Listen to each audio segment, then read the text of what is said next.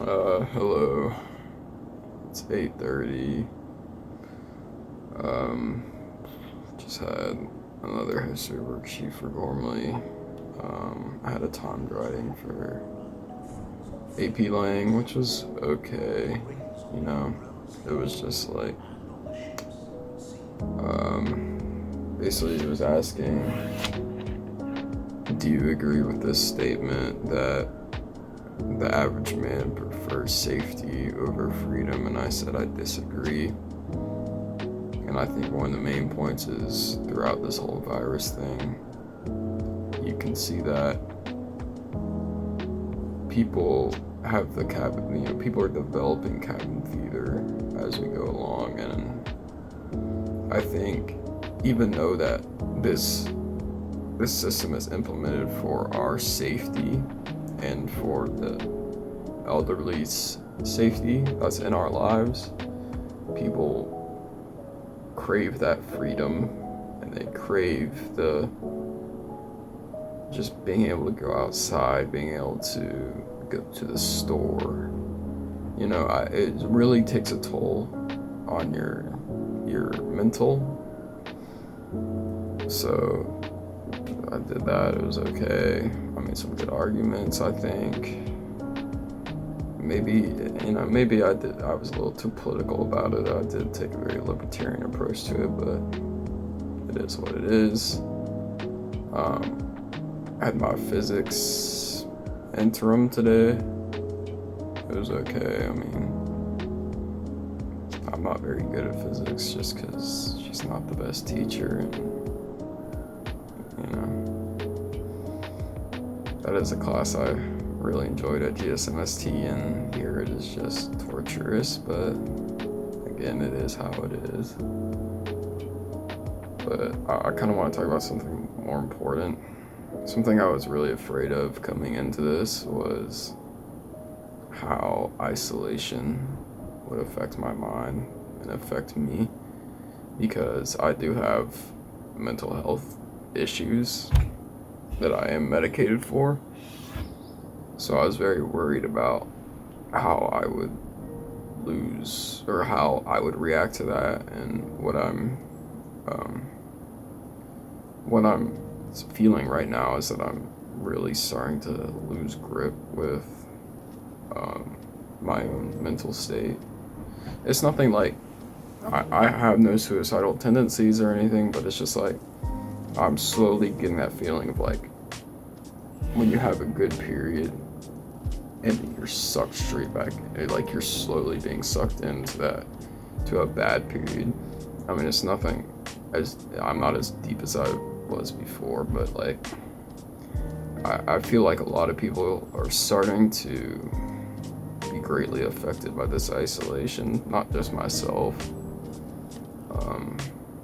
I feel as like a lot of people's mental state is being tested greatly during this time.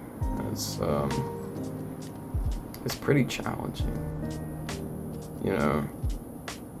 It's really hard to be stuck in a household with your mom and your grandma for, it's gonna be a month and a half at least. I don't think we're actually gonna come back for the rest of the semester, so it's gonna be till the end of May.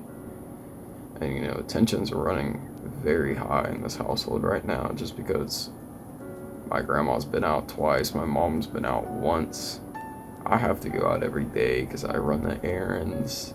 I'm the healthiest, I'm in the least affected age range. I have to go to work, so I get out at least once a day, but I only get out for like 30 minutes. And when you're a very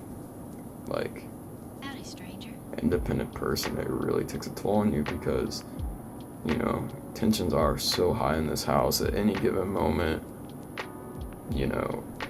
something's gonna, we could blow up. I mean, it's really just me and my mom. My grandma kind of stays to her own, but it's just like when you have two very independent people forced to be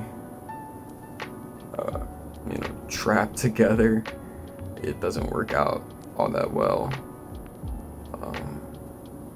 So that is another issue.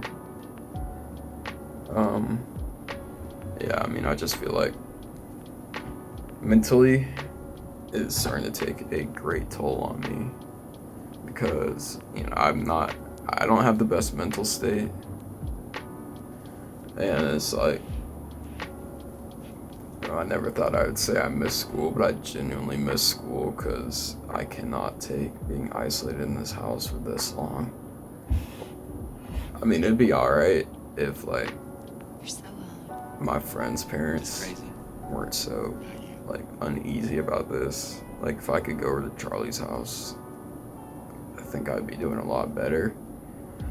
Um, yeah, it's just,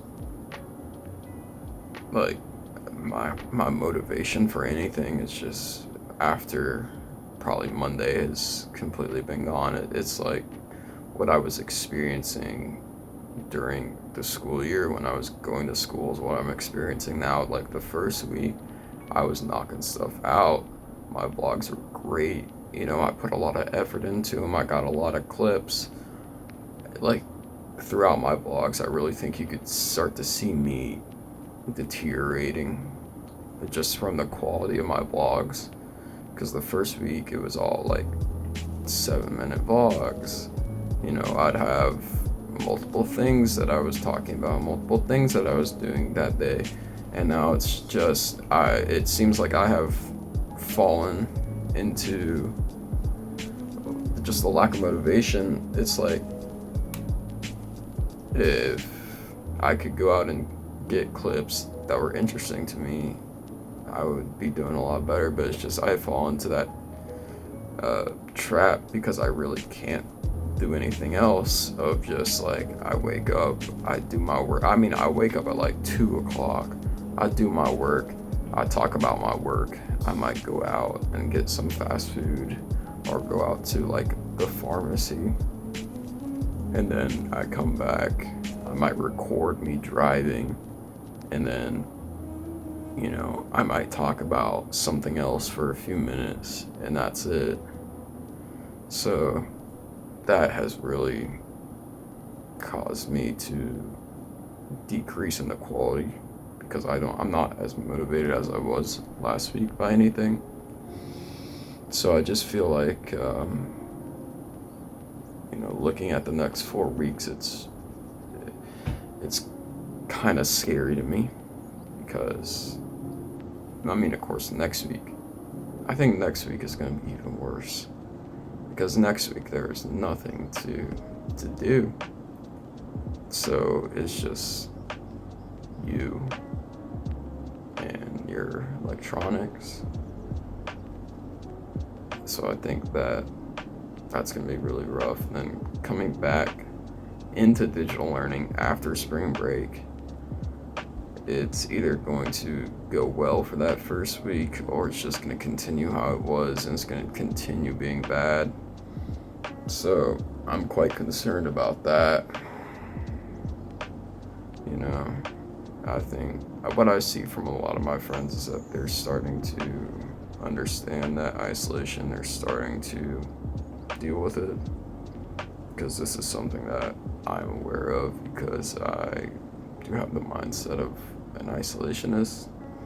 So I'm starting to see them struggling greatly with the just the daily routine. Nothing changes. Nothing's exciting. It's really just like you wake up and do the exact same thing every day because that's the only thing you can do, and you start to fall into that trap, and it becomes very mentally challenging because you're just under stress and you have no outlet and you just feel hopeless because it's like this virus isn't going to end quickly like you think it is. This virus is going to last probably this entire year, and it comes to a point where how much longer are we willing to isolate the entire US? Because this is hurting my family financially a lot. It's not hurting my mom as much as it's hurting my dad because my mom works at home and she's in a bustling industry for this virus because she sells chemicals to hand sanitizer producers. But my dad is a liquor salesman and he's hurting so bad right now. You know, he's lost a lot in his 401k because the economy tanked, and he can't go out and sell his product because he's forced to stay at home, so it's hurting him a lot, and it's really concerning. But as Americans, we have to ask ourselves, how much longer are we willing to let this go? It comes a point where you have to weigh your things, the health and safety of the older individuals of this nation and the economy, because the economy may never bounce back like it was. This might take years to bounce back. So that's something we really have to factor. That's something we have to question, you know. And then for my age range, it's very challenging in a different way because we are trying to set up our lives, and that's a lot of stress even without something that is hindering that. So I see a lot of people in my age range struggling with that mentally. And then from older generations, I see a lot of economic problems, a lot of stress from that's causing them, you know. I mean, it's gonna cause many mental problems because I've experienced it. It's like, and of course you have the elderly who are at great risk because this does have a very high mortality rate. You know, in Italy, it has a 9% mortality rate, and they are a very developed nation. So it's quite concerning, and we don't really know what's happening because we don't know we don't know the solution to this. And we can't trust the Chinese numbers when they say that they're new events. So we're really kind of at a rut here. Alright. I hope everyone has a good day.